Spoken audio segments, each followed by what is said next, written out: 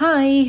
சமைக்க ஆரம்பிச்சதுக்கப்புறம் விதவிதமான பாத்திரத்தில குக் பண்ணணும்னு ரொம்ப ஆசை. ஆனா ஃபர்ஸ்ட் எடுத்து பிடிச்சது இந்த பிராஸ் ஐட்டம் தான்.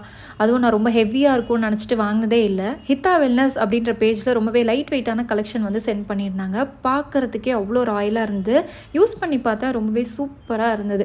ஏன்னா டெய்லி யூஸ் பண்ண முடியாதுல்ல, நம்ம பித்தள பாத்திரம்லாம் அப்படி தானே நெனச்சிட்ருப்போம். பட் இந்த லைட் வெயிட்டான கலெக்ஷன் பார்த்தீங்கன்னா, டெய்லியுமே யூஸ் பண்ணிக்கலாம். ஃபர்ஸ்ட்டு நம்ம இந்த மசாலா டப்பாவ ஃபில் பண்ணிக்கலாம். ஃபில் பண்ணி தூக்குறேன், அவ்வளோ வெயிட்லெஸ்ஸாக இருந்தது. நம்ம டெய்லியுமே யூஸ் பண்ண ஈஸியாகவே இருக்கும். இந்த ஒயிட் மவுத் கொடுத்துருக்க அருக்கன் சட்டி பார்த்தீங்கன்னா, குவாலிட்டி அவ்வளோ நல்லா இருந்தது. இனிமே ஸ்வீட் ஏதாவது செய்கிறேன்னா கண்டிப்பாக இந்த அருக்கன் சட்டியில் தான் செய்வேன்.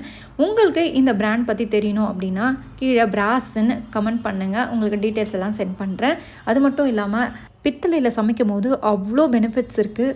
93% ஃபுட் நியூட்ரிஷனும் அப்படியே இருக்குமா.